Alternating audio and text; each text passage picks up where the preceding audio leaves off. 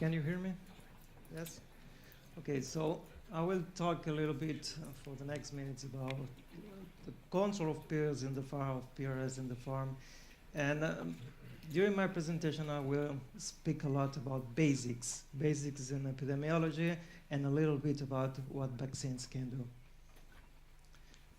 The first slide is about how the virus enters the farm, and I think that this is pretty important to understand the first point, biosecurity. Normally, the infection enters in the farm through the introduction of replacements that are infected, through the use of males or semen that is infected. And we have to keep in mind that these are probably the two most common sources of infection, and that means probably 50% or more of the infections that we have.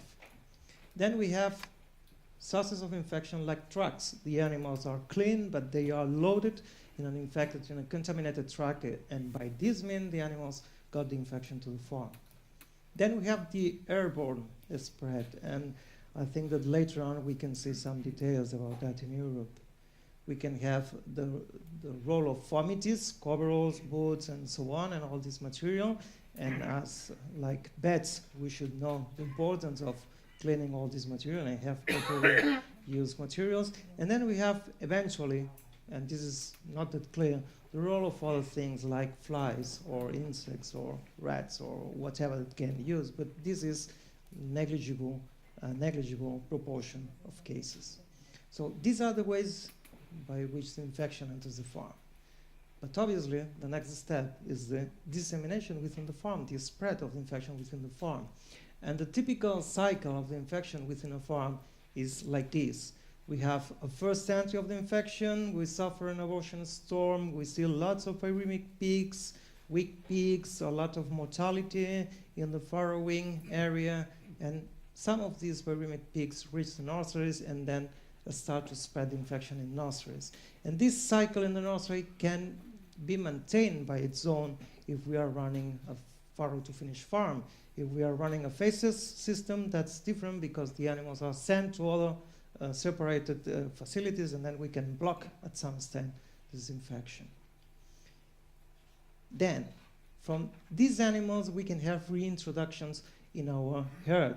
So, for instance, if we are using self-replacements from our own farm, we are introducing infected animals, we can infect naive sows or naive gills that are enter in the farm, and then the cycle is closed. These infected sows are giving birth to viremic piglets, and then we go back to the nurseries. Again, if we are in a farrow to finish farm, there is a possibility for this backward infection from the nurseries to the sows, from the nurseries to the gills, depending on how we manage the farm. And this is pretty important. Some slides before, Thomas showed that Spain was the country with the most costly disease, right, Thomas? So in many cases, the management of the farm is responsible of this cost because they are not doing nothing correct regarding the internal biosecurity, and this is the concept here. Okay, so we have the infection, we are suffering the problem, so the classical pattern of control say first, do something to cease viral circulation in sows, and if you are able to stop the circulation in sows, you will have a stable farm in which piglets are negative or negative at birth, and that means that maybe you can think, if the conditions are right, you can think in the future of an eradication. And obviously, the problem for us in Europe, in many parts of Europe, is that given our density of pig farms, we are a very small continent, not like in the maps, okay? So our risk is the lateral external introduction of the virus, and most often when we start eradication programs in the farms, we finally fail because the virus is reintroduced again just from an external source. Okay, so we have an infected farm, and we have to think about time. What is the chronology of the infection? What time I have for doing things in the farm, and what are the possibilities for action? What things can I do in this farm?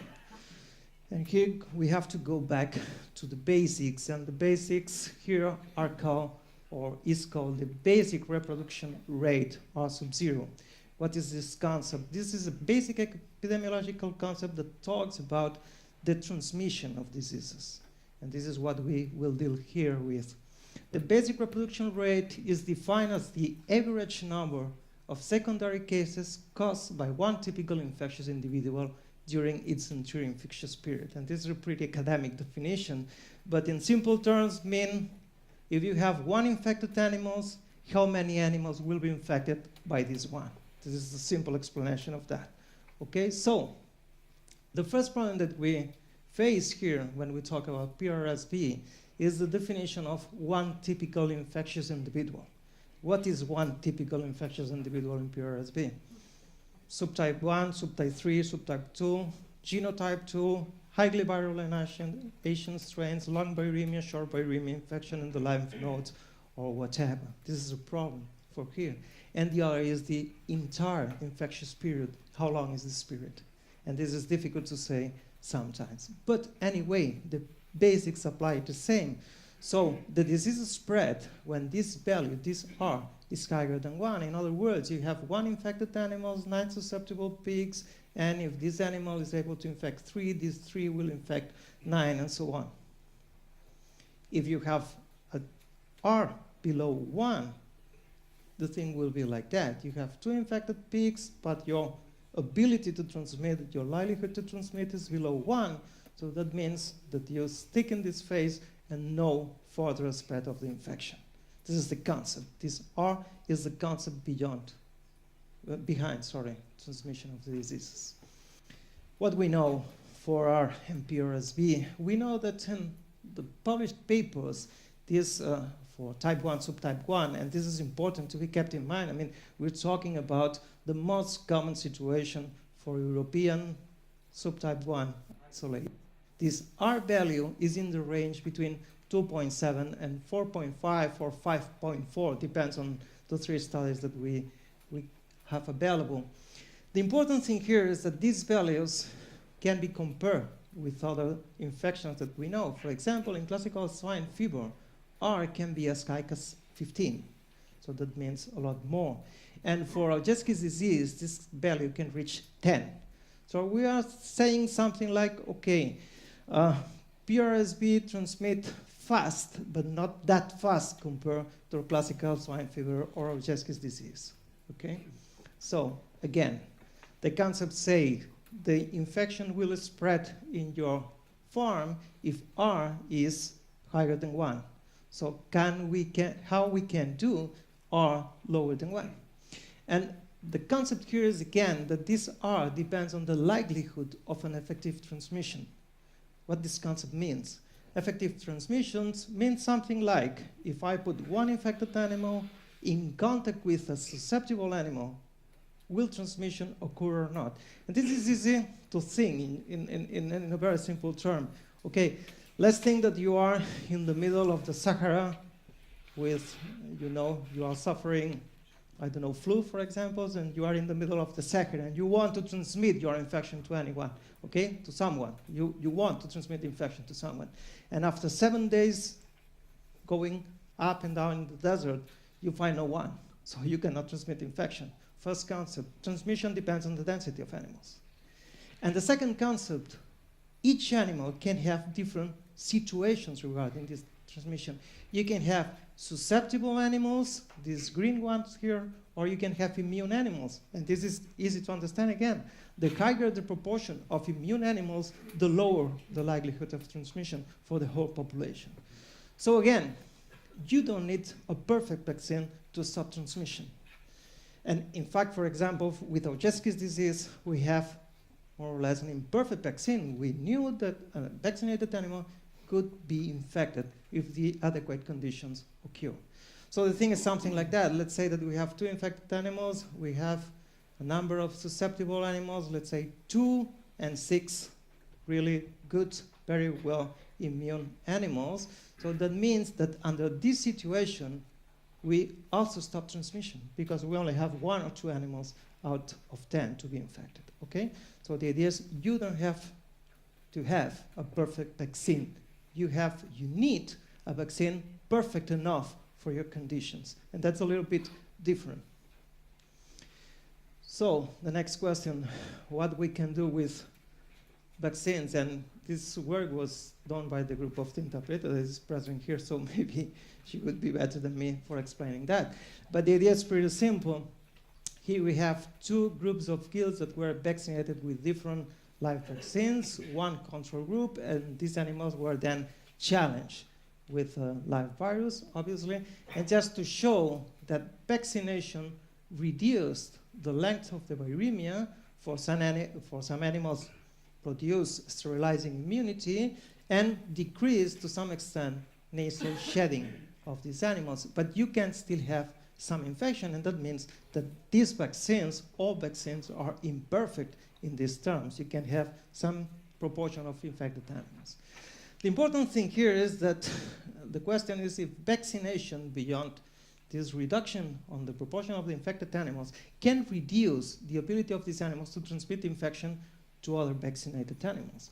In other terms, if these animals were unable or very poor transmitters, that means that after repeating vaccination in the whole population, you eventually will be able to cease transmission. Back again, this is the cycle that we have. The sows are giving birth to viremic pigs that spread the disease in the nurseries. If the nurseries are run in a continuous system, this is an independent cycle. And from here, we can have infected cell replacements, or we can infect naive sows, naive gills, and we can keep the infection live in the farm. So again, time and possibilities. We know what vaccine can do with sows. Let's see what we can have with piglets. And this is a very, controversial issue because many years ago, we started vaccinating piglets and we failed. And the reasons for that failure, I think that will be clear after this, okay? This is an experiment that we published recently, and it's a pretty simple experiment. We took 98 3-week-old piglets, and we divide these piglets into groups. One group of 40 animals was kept as vaccinated animals, and the other group of 58, was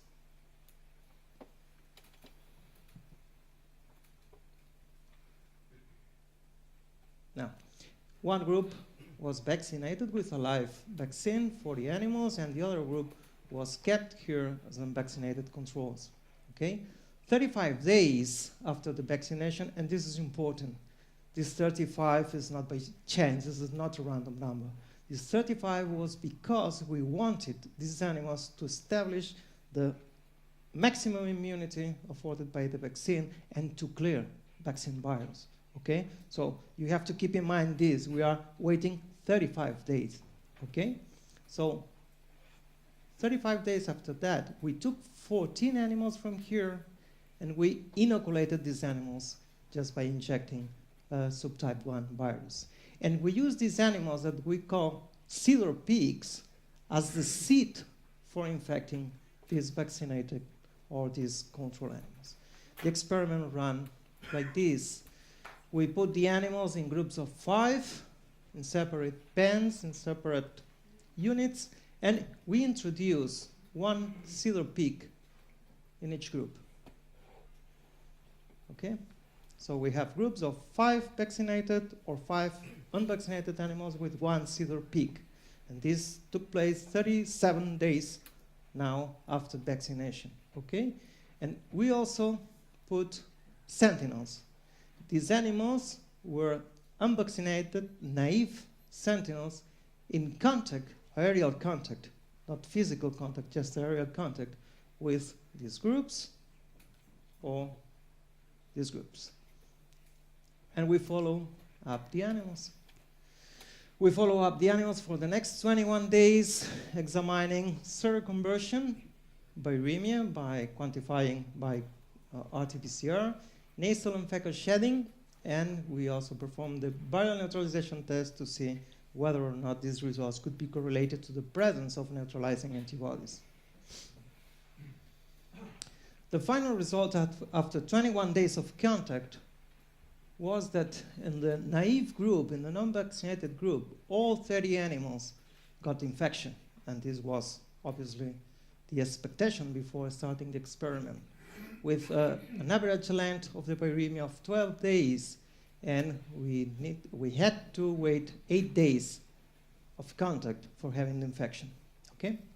In the vaccinated group, only 52.5% of the animals got the infection in the same period, with an average viremia of 3.7 days, and we have to wait 12.6 days on average to be able to transmit the infection between animals. That means that R in non-vaccinated pigs was close to 3, 2.78, sorry, while the R in vaccinated pigs was 0.5. So in other terms, we were able to lower this R value below 1, and that means that at some extent we were able to stop transmission. Obviously not 100%, that's clear, but we were able to stop transmission. In other words, if we calculate the 50% survival, for how long, on average, one infected animal had to contact with a susceptible animal to transmit infection, we need on average 21 days to infect 50% of the vaccinated animals, while in 7 days we were able to infect 50% of the unvaccinated pigs, and this was pretty significant. Pretty much the same for the nasal and fecal shedding. There were significant differences in both groups, and this is the same that we saw before for sows. In summary, vaccination of piglets decreased R below 1, and beyond that, significantly reduced viral shedding to the environment. In other words, these results mean that we have the potential for using mass vaccination as a useful strategy to speed the stabilization of the farm. And obviously, this can help also to rapidly decrease viral load, reducing the likelihood of transmission. And again, kept in mind that this model was made with 35 days of time between vaccination and challenge. And that's important because that means the time of induction of full immunity. Okay? Obviously, time, this is a limitation. We have to examine with our isolates, we have to examine with our vaccines, we have to examine even with other breeds of pigs, with our genetic background, just to see if this is just one result or is a picture of the globality. But the point here is that if we can achieve this with this particular case, probably we have at least the basis for having the same result in other conditions.